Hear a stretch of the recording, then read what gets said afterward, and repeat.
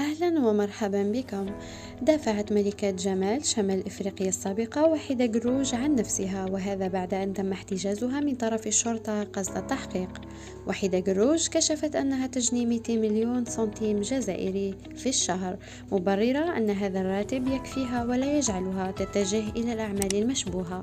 نطلع حساباتي اعمالي كامل وخدمتي كامل واش نخدم كي ما ندخلش ندخل 200 مليون في الشهر.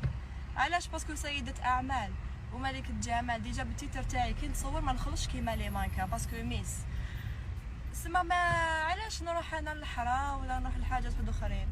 الحمد لله يا ربي هذه ما درتهاش كيما كان عندي والو كي كنت زواليه نديرها دوكا. الناس تعرفني شغل الناس يعرفوني بلي انا الحمد لله خدامه ومن البكري لاباس. هدية واحد ما طلعني طلعت بدراعي وبكتافي والحمد لله. هدية وكلام الناس اخر همي ما تخموش عليا كاع اللي دباتو تقولي وحيده ما تعمليش راسك، وحيده بكينا عليك، وحيده ما تقلقيش روحك تشوفي هكا. نو جو مون فو.